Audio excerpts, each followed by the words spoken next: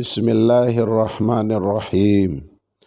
Assalamualaikum warahmatullahi wabarakatuh.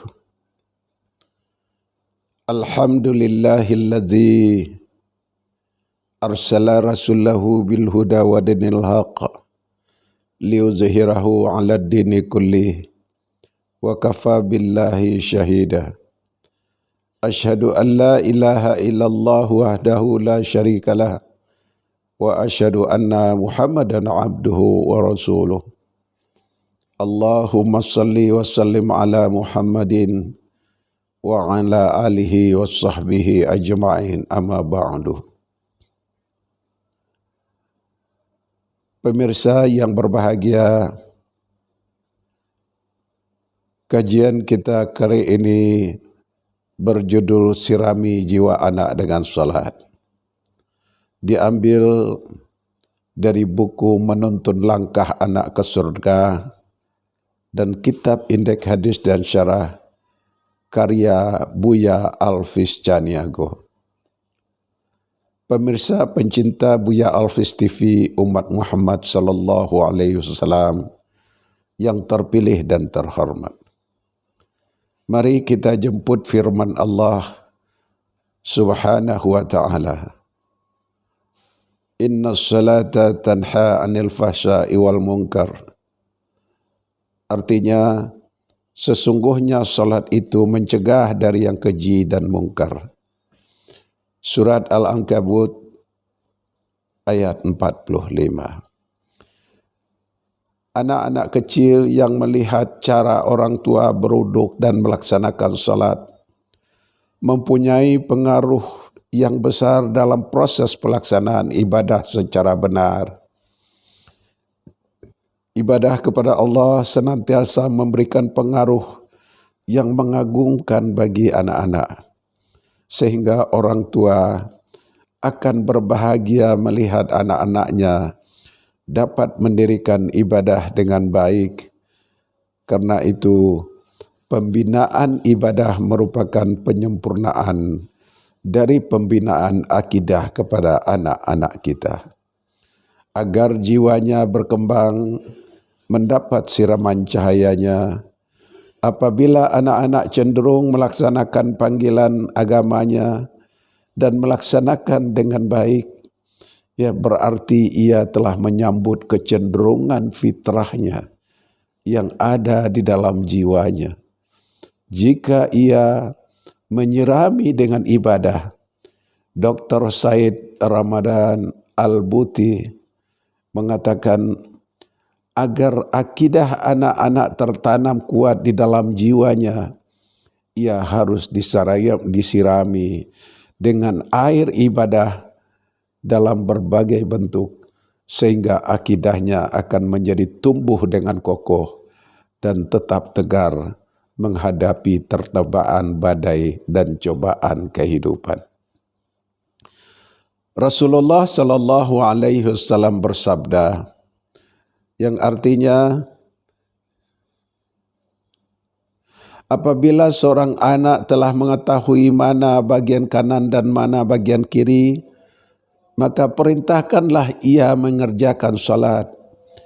Riwayat Abu Daud, hadis nomor 152 jilid 1 dalam kitab Indeks Hadis dan Syarah karya Buya Alfis Caniago. Bila mana anak kita telah mampu membedakan mana yang kanan dan mana yang kiri, maka kita harus memerintahkannya untuk salat. Kalau seorang anak sudah bisa membedakan mana yang kiri dan mana yang kanan, kalaupun dia sebenarnya belum dewasa, tapi dia sudah bisa mencerna dan mengerti apa yang kita ajarkan atau yang kita perintahkan. Hal ini dijelaskan oleh hadis lain yang mengatakan, perintahkanlah anak-anak kalian untuk salat bila mencapai usia 7 tahun dan pukullah mereka karena meninggalkan salat dalam usia 10 tahun. Dalam kitab Indeks Hadis dan Syarah karya Buya Alfis Caniago, ya, menerangkan tentang bahwa minimal usia anak untuk diperintahkan mengerjakan salat, anak 7 tahun harus kita perintahkan salat. Kalau tidak mau, kita cukup menasihati dan memarahinya. Tapi kalau dia sudah berusia 10 tahun, tidak mau mengerjakan salat, maka pukullah dia. Mengerjakan salat harus dibiasakan sejak kecil, sehingga kalau dia sudah dewasa, dia akan terbiasa untuk melaksanakan salat. Kalau dia dibiasakan dari kecil, besar kemungkinan setelah dewasa dia akan jarang melaksanakan salat karena tidak terbiasa. Padahal meninggalkan salat adalah dosa besar. Pemirsa pencinta Buya Alfis TV, umat Muhammad sallallahu alaihi wasallam yang terpilih dan terhormat. Jiwa anak akan menjadi lurus melalui pendekatan dengan Allah. Hatinya akan senantiasa tenang setelah mendapat membaca Al-Quran dan melaksanakan salat. Makanya mengajarkan anak untuk melaksanakan salat adalah sangat bermanfaat bagi perkembangan jiwanya. Rasulullah sallallahu alaihi wasallam bersabda, seorang anak yang tumbuh dalam ibadah sampai ajal menjemputnya, Allah akan memberinya pahala kepadanya setara dengan 99 pahala siddiq, ya, orang yang benar dan jujur. Dalam kitab Indeks Hadis dan Syarah karya Buya Alfis Janiago. Mulailah membimbing anak-anak kita agar dapat mengerjakan salat sedini mungkin. Ketika anak-anak sudah dapat mengetahui mana tangan kanan, mana tangan kiri, sudah saatnya untuk belajar salat. Secara perlahan dan penuh dengan kelembutan dan kasih sayang, ajarkan rukun-rukun salat, ya, kewajiban-kewajiban dalam mengerjakan salat, serta hal-hal yang bisa membatalkan salat. Ketika anak sudah berusia 7 tahun adalah awal dia dapat mengerjakan salat dengan benar, seperti sabda Rasulullah sallallahu alaihi wasallam, perintahkan anak-anak kalian mengerjakan salat jika sudah sampai usia 7 tahun. Dan apabila berusia 10 tahun, pukullah dia jika sampai mengabaikan salat. Dalam kitab Indeks Hadis dan Syarah karya Buya Alfis Janiago. Namun perlu diingat, memukul anak dan konteks pendidikan yang tidak terlepas dari kelembutan dan rasa kasih sayang. Kita dapat belajar dari cara-cara Rasulullah sallallahu alaihi wasallam dalam mengajarkan salat kepada anak-anak. Bahkan Rasulullah sallallahu alaihi wasallam sendiri langsung mengajarkan salat kepada anak-anak, meluruskan kesalahan-kesalahan mereka dan dalam mengerjakan salat. Diriwayatkan oleh Imam Tirmizi dan Ummu Salamah, ketika Rasulullah sallallahu alaihi wasallam melihat seorang anak yang bernama Aflah pada saat sujud meniup debu yang ada di tanah, lalu Rasulullah bersabda, "Wahai Aflah, tempelkan saja mukamu ke tanah." Rasulullah juga mengajarkan azan kepada anak-anak. Pemirsa pencinta Buya Alfis TV, umat Muhammad sallallahu alaihi wasallam yang terpilih dan terhormat. Pada suatu hari Abu Mahzurah keluar bersama 10 anak bersama dengan Rasulullah sallallahu alaihi wasallam. Kemudian anak-anak itu mengumandangkan azan, lalu Abu Mahzurah mengumandangkan azan sekadar mengolok-olok anak-anak itu. Rasulullah sallallahu alaihi wasallam kemudian berkata, suruh anak-anak itu ke sini. Rasulullah sallallahu alaihi wasallam kemudian menyuruh salah seorang anak mengumandangkan azan. Rasulullah sallallahu alaihi wasallam mendengarkannya dengan penuh perhatian. Beliau kemudian bersabda, ini anak yang aku dengarkan paling bagus suaranya. Ya, berangkatlah dan kumandangkanlah azan kepada penduduk Makkah. Anak itu pun berlalu untuk melaksanakan perintah Rasulullah sallallahu alaihi wasallam dengan hati yang berbunga-bunga. Dan setiap hendak melaksanakan salat, Rasulullah sallallahu alaihi wasallam menempatkan anak-anak di saf terakhir. Beliau mengusap kepala anak-anak itu dengan penuh kasih sayang. Kemudian berkata, luruskan barisan kalian dan jangan sampai berserakan yang menyebabkan hati-hati kalian berselisih. Inilah barisan di belakangku dengan yang sudah balik, kemudian lebih muda lagi dan lebih muda lagi. Kemudian diriwayatkan oleh Tirmizi dan Anas, Rasulullah sallallahu alaihi wasallam bersabda, wahai anakku, janganlah engkau menoleh ke kanan dan ke kiri dalam salat, karena akan merusak salatmu.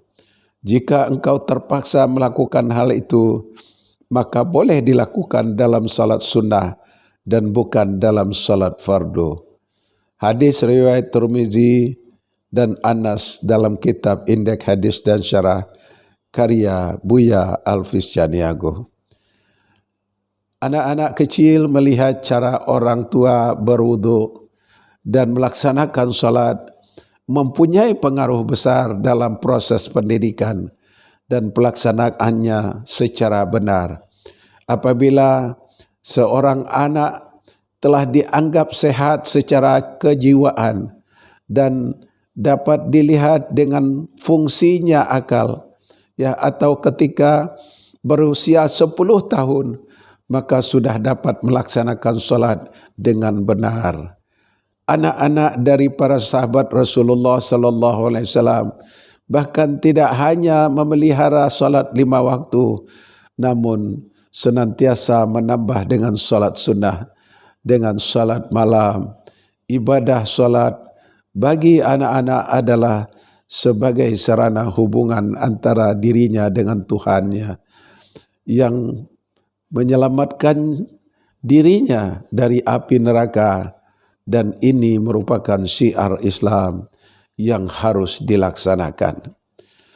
Allah Subhanahu wa taala berfirman yang artinya, hai anak-anakku, dirikan salat dan suruhlah manusia mengerjakan yang baik dan cegahlah mereka dari perbuatan yang mungkar dan bersabarlah terhadap apa yang menimpa kamu.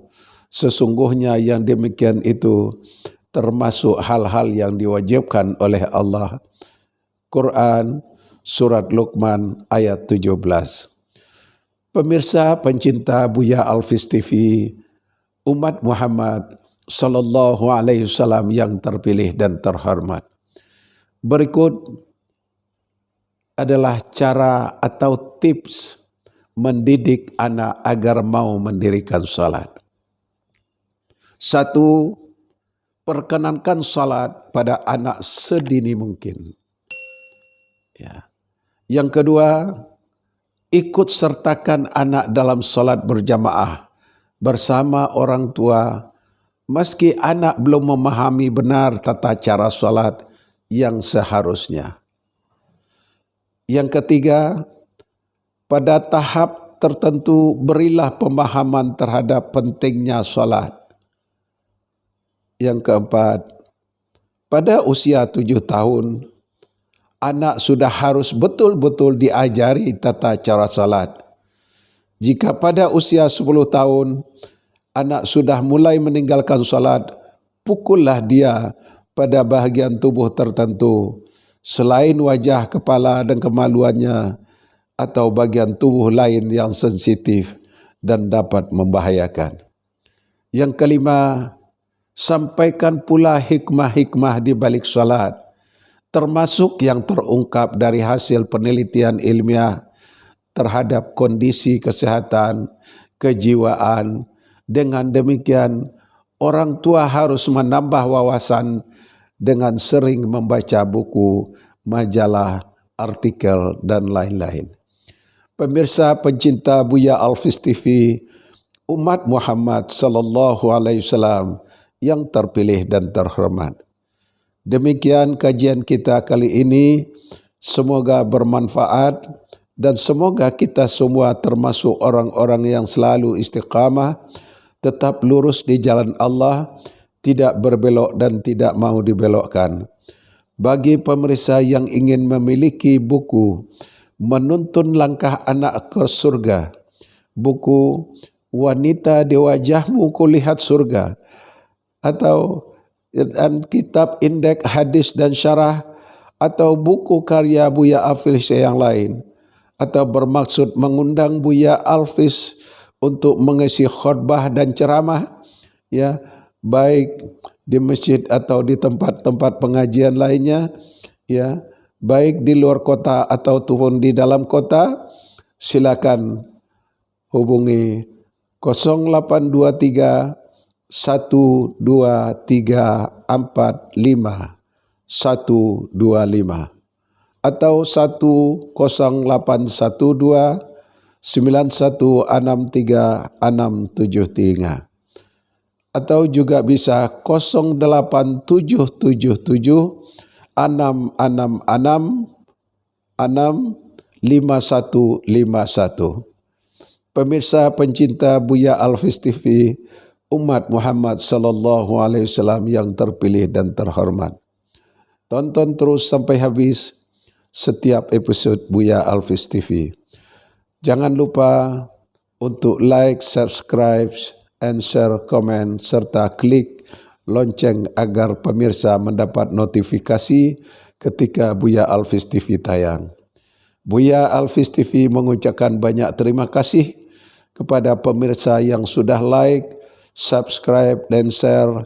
Semoga dicatat malaikat sebagai amal ibadah dan mendapatkan balasan yang berlimpah dari Allah Subhanahu wa taala.